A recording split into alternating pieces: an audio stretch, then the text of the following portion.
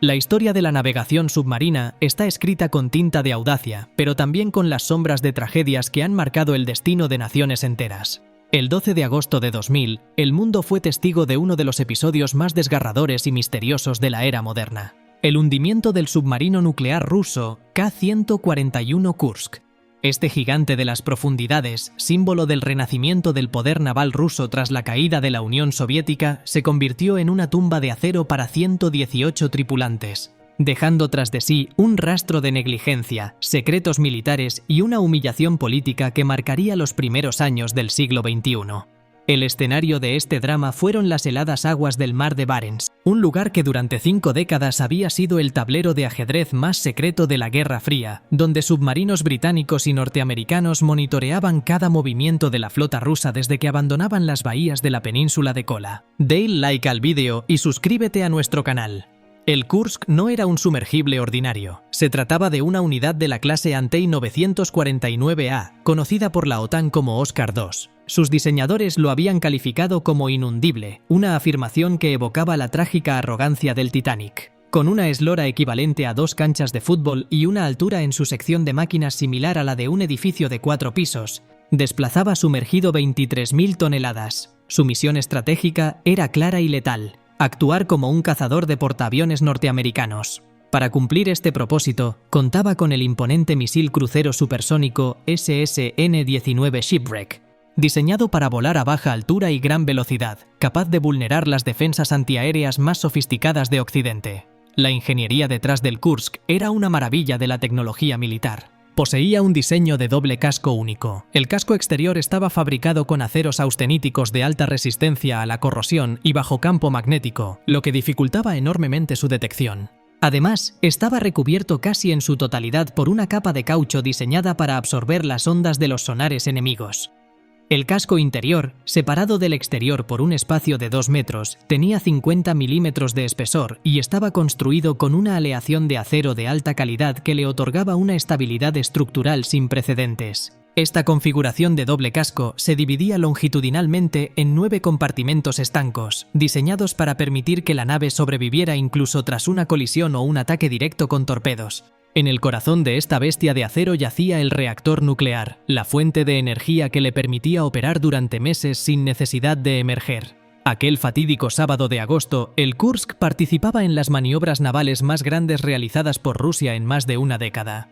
El ejercicio consistía en el lanzamiento de torpedos de práctica contra el buque insignia, el crucero Pedro el Grande. Para estas pruebas se utilizaban conos sopladores en lugar de cabezas de combate, permitiendo que el arma flotara al finalizar su carrera para ser recuperada. Sin embargo, en el vientre del Kursk se ocultaba un enemigo invisible. Los torpedos que debía lanzar el comandante Gennady Ilyachin utilizaban un combustible altamente volátil conocido como peróxido de hidrógeno de alta concentración o HTP. Esta tecnología, aunque potente, había sido descartada por muchas marinas occidentales debido a su peligrosidad. El torpedo específico que selló el destino del submarino, identificado como el 298 a 1336 APB, escondía un secreto terrorífico que nadie a bordo conocía. Había sido fabricado en 1990 y permaneció guardado en un polvorín subterráneo en Asia Central durante años sin ser utilizado ni recibir el mantenimiento adecuado. La corrosión había debilitado internamente las juntas y empaquetaduras cerca del tanque que contenía el HTP. Cuando los tripulantes se dispusieron a cargar el torpedo para el ejercicio, se produjo una filtración.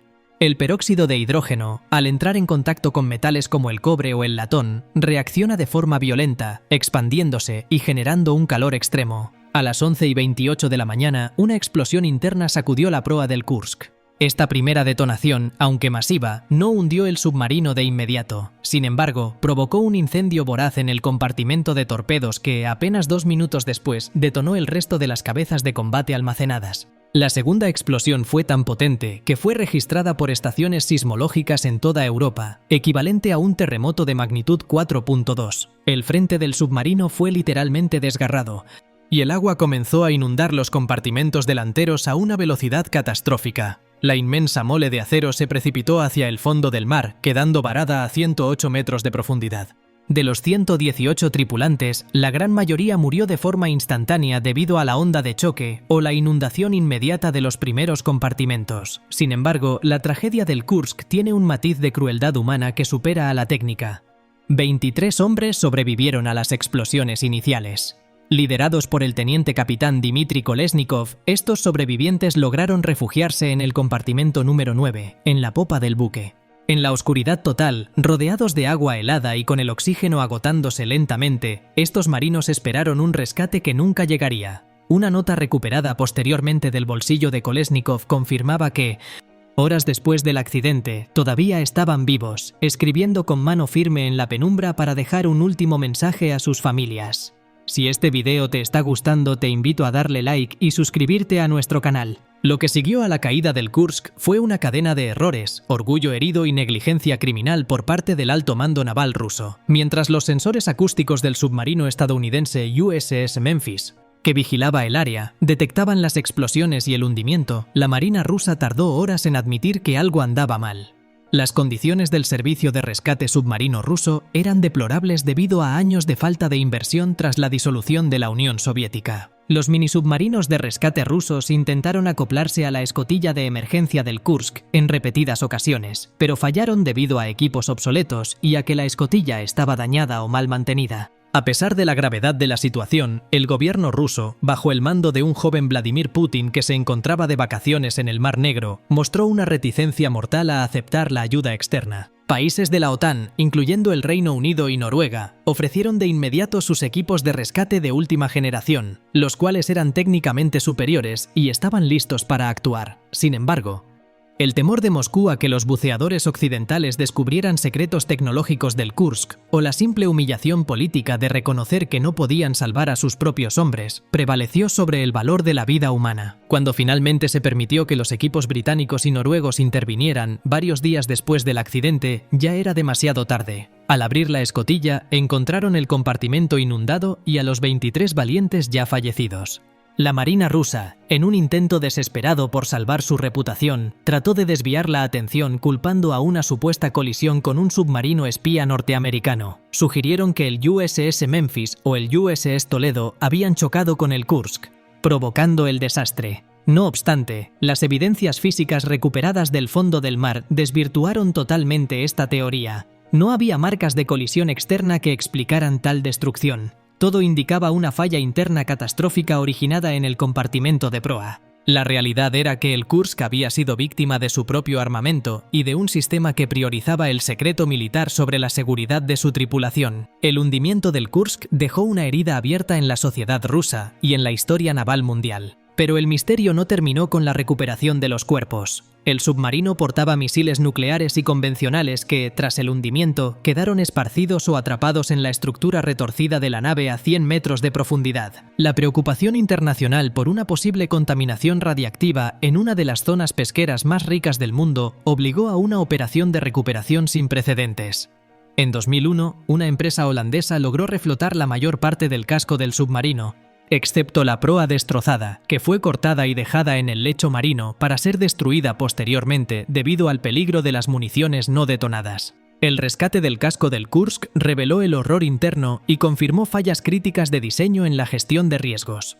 La explosión de un torpedo de práctica anuló los sistemas de seguridad de un buque inundible, probando que la tecnología no es infalible si se ignora el factor humano y el mantenimiento. Los misiles no recuperados totalmente son un mudo recordatorio de la potencia destructiva que sigue bajo el mar.